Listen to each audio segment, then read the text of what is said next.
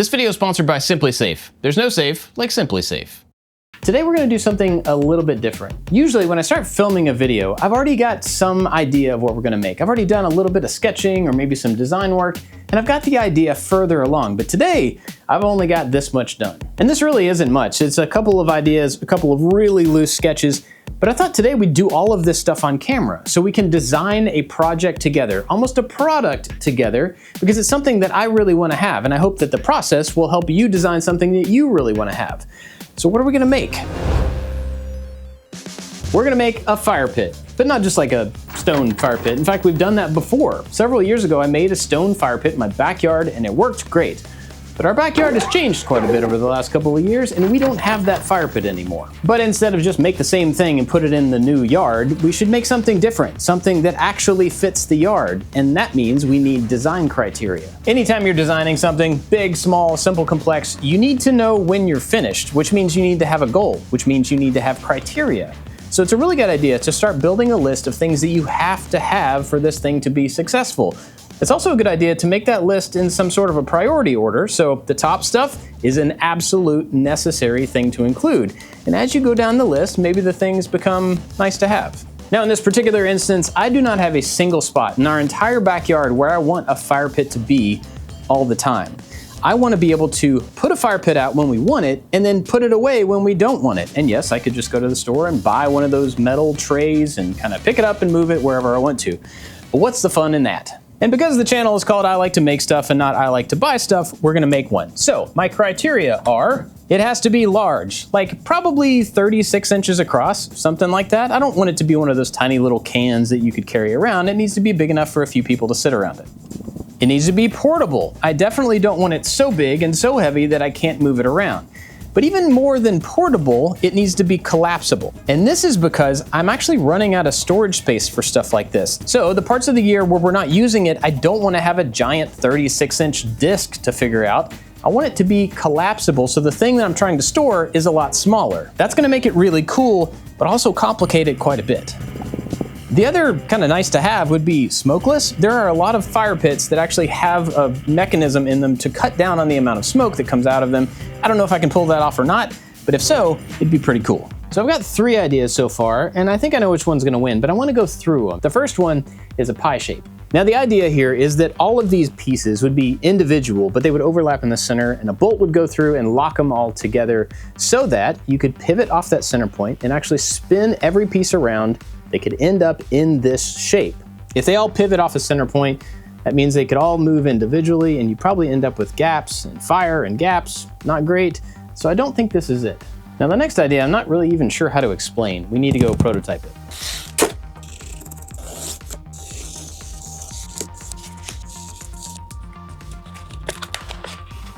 Now, not a great prototype, I admit, and the proportions are all wrong, so it doesn't even make sense. But the idea is that each one of these panels has little flaps on the end that should not move. So when you want a fire pit, it's gonna be kind of like this. It's like a little trough. And then after you clean it out, you can fold the whole thing up into a smaller shape that then you can stand up and put away in a garage.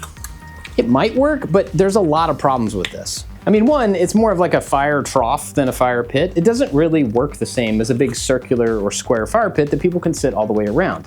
On top of that, the completely opened and the compressed versions are not really that different. And the fact that the center section can't sit on the ground, so it has to have some sort of leg built onto it, which makes it even bigger to store. So I'm gonna say this one is a no-go.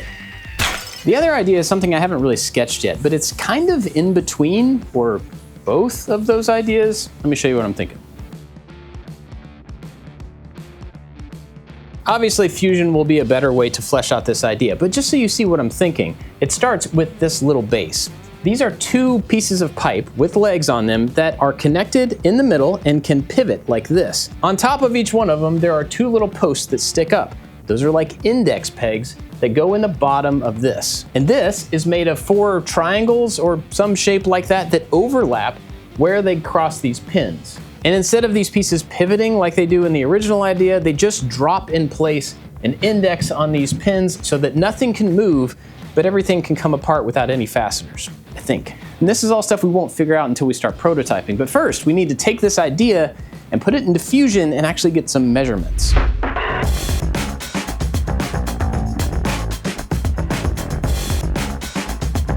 This is a quick version 1, and there's already several things that are not right, but it gets the idea across. The first thing that's not right is the stand. These things are currently not on the same plane, and you could make it this way and it would be simpler, but it would make more sense to have the two bars half as thick right in the middle where they overlap so that they're on the same plane and can move past each other to a point. But if we look past that, we have the little pegs that stick up, and those go into holes that are in these different segments. If we look at these sections here, this one overlaps this one, and that's gonna happen on the other side. Two opposing pieces will be on the outside, and two opposing pieces will be on the inside, and that allows everything to rest up against something, to overlap on the bottom surface, and there not to be any gaps around the outside. So it kind of works as a proof of concept, but it also doesn't look very good. And I think one thing that would actually change it quite a bit is to have those side walls at a slight angle instead of straight up and down.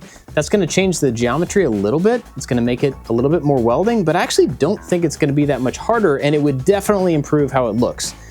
So let's give that a shot. This video is sponsored by SimpliSafe, who I've been using to secure my home and my people and my stuff for a really long time. And that makes sense because they've been voted the best home security system 5 years running. Now, if you've been thinking about getting SimpliSafe in your house, now is the time to do it because they have the best discount of the entire year right now, 60% off.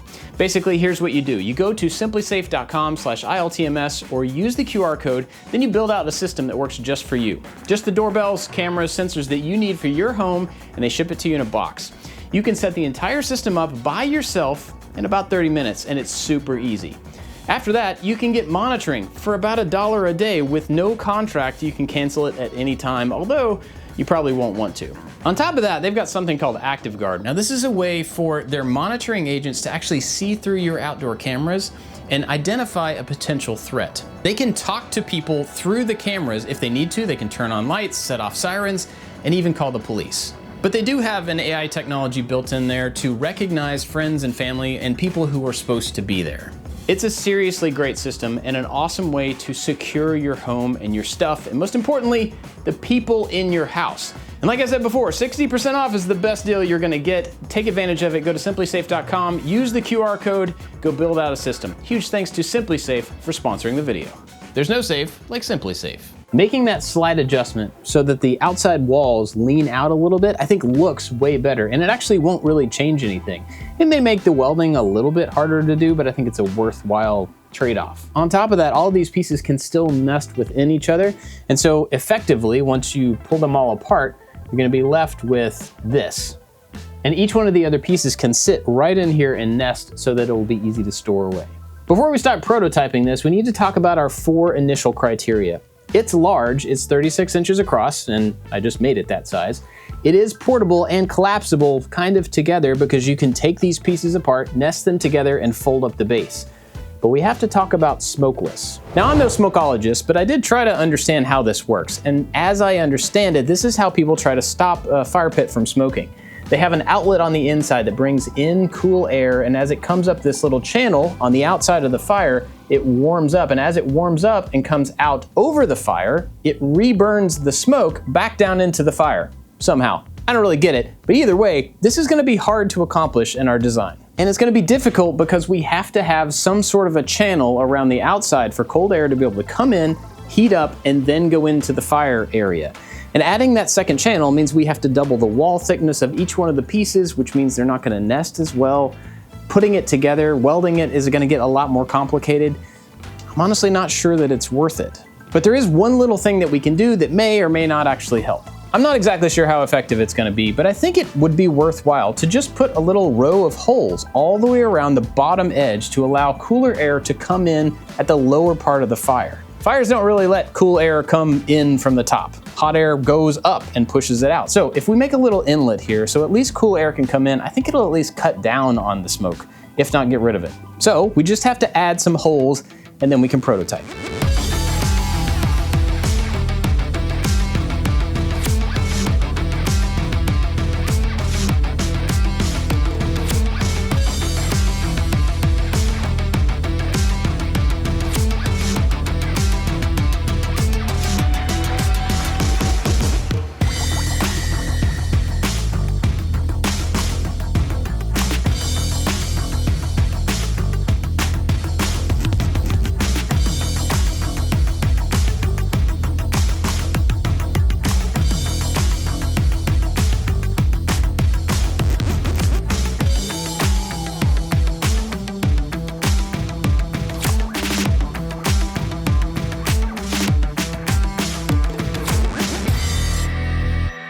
Well, it worked, but it's way too big.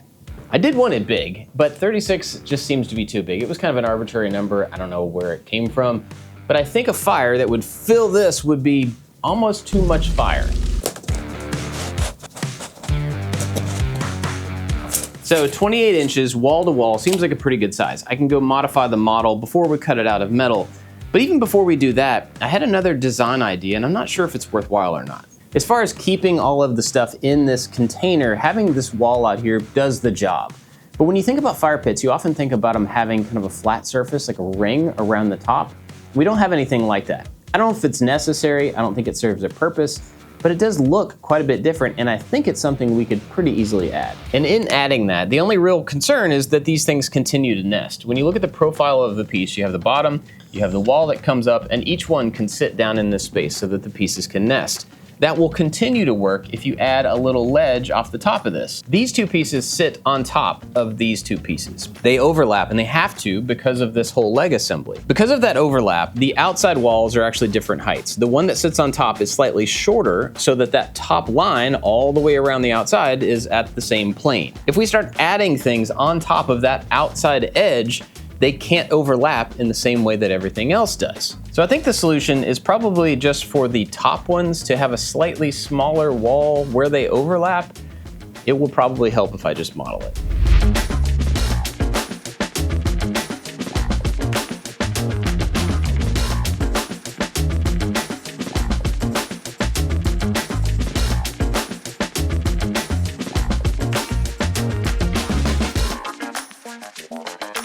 I like this way better. The overall outside dimensions are only slightly smaller, but it just looks way more proportional. Having that lip around the outside makes the whole thing not just look like a giant, simple bowl. One of the big obvious differences between steel and cardboard is the weight. Now that's great for making this because I can move it around and actually see what it's gonna be like. But the weight of that steel is actually gonna play a lot into how these pieces sit on their base. Right now, I can tell that the center of both of these are lifted, which means the outside edge of this is heavier than the inside plate. And that's only gonna get worse with steel.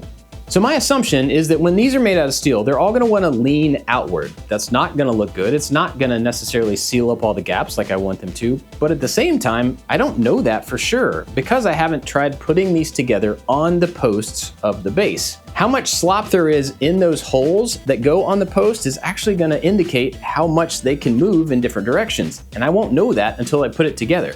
Either way, I think it's something we'll have to deal with a little bit, but we won't really know until we get these things made out of steel. So, I think we should just go cut some metal.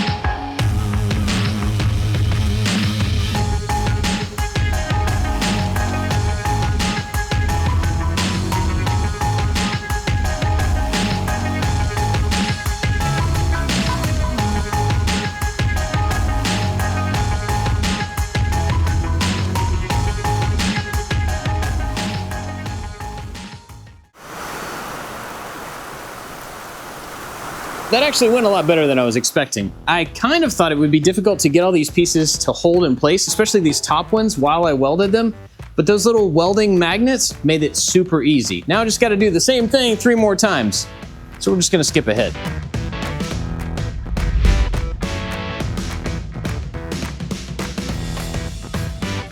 This mostly worked. The steel and the cardboard are the same thickness, so I assumed that all of these pieces would fit together exactly the same as they had in the cardboard version, but I didn't take into account my imprecision when it comes to welding.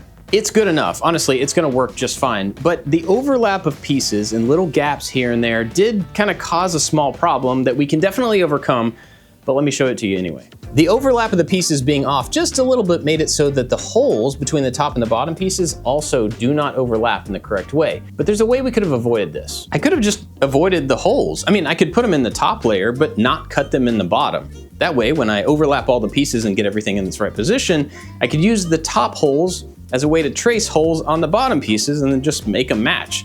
Luckily, I can kind of still do that. Now, the problem with doing it this way, with making the bottom holes larger, is that it's dependent on how the pieces are sitting right now. And if you were to flip two of the pieces, all of the holes are going to be different.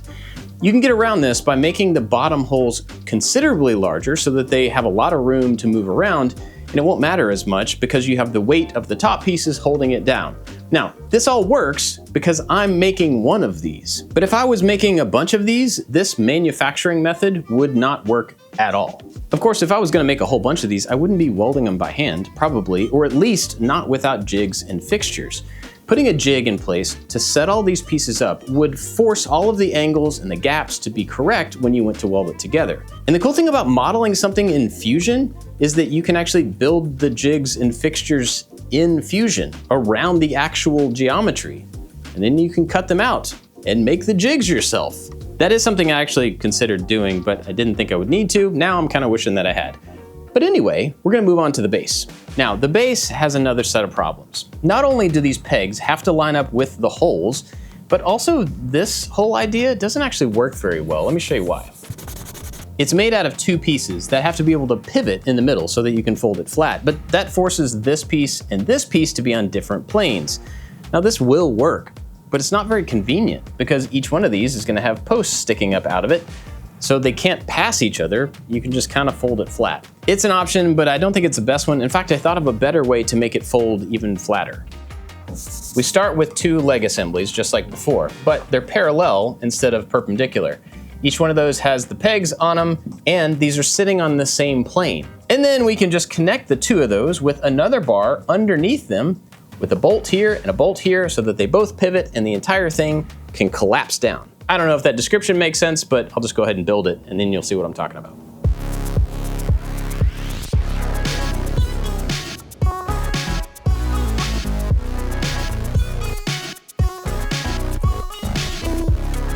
What I'm gonna do here is actually fold these pieces, so I wanna cut an angle up from the center line so that I can like make a notch and then fold the piece in and then weld the two pieces back together. Check this out.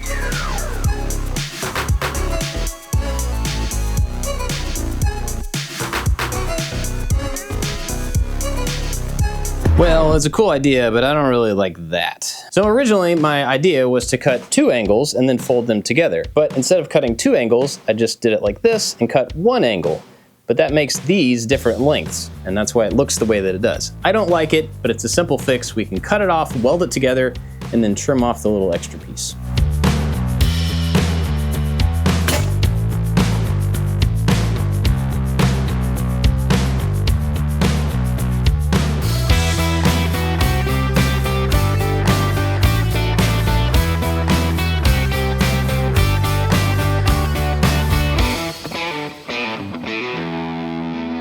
Now I've got to cut this round bar down into 1-inch sections that I can weld onto these legs.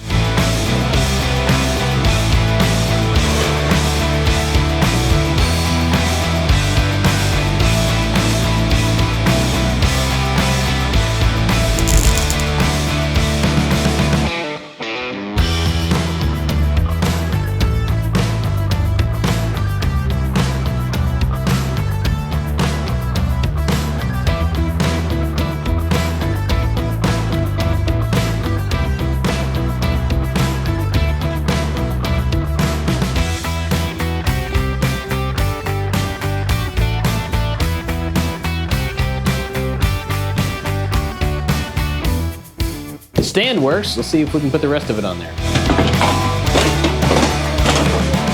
So, putting it together for the first time, I immediately found a problem, and possibly a solution. So the problem that you probably saw is that the first two pieces to go down want to lean out. They want to fall off, and I had to hold them in place to get the other ones on top of them.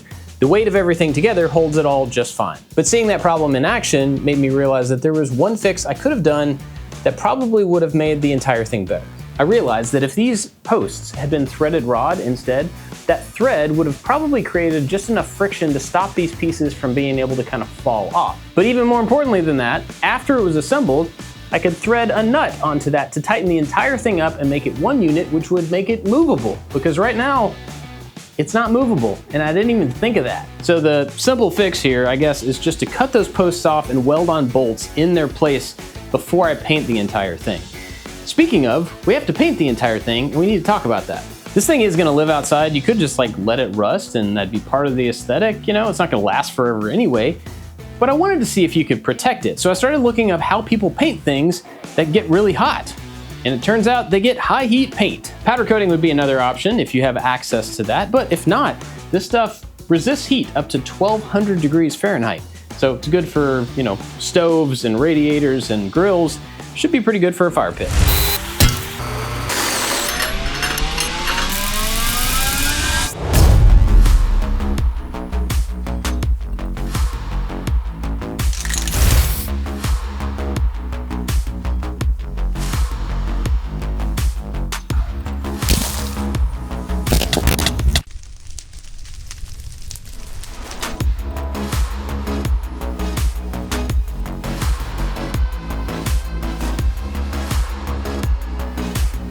There you go, it's a fire pit. It does exactly what I set out to do, and although maybe not smokeless, it's not producing a whole lot of smoke, which is pretty great. Now, the big question is, was it worth the effort? To be honest, I don't think so. I love to solve problems. I love coming up with a solution for something, and being able to take this thing apart to store it away is a solution, but sometimes the solution is not bigger than the problem, and I think that might be the case here. This thing is not so big that picking it up and laying it on the side of the house would have been that big of a deal. And so I could have bought one, but this channel is not called I Like to Buy Stuff, it's called I Like to Make Stuff. Thanks for hanging out with me. Catch you next time. Because the channel is called I Like to Make Stuff and not I Like to Buy Stuff.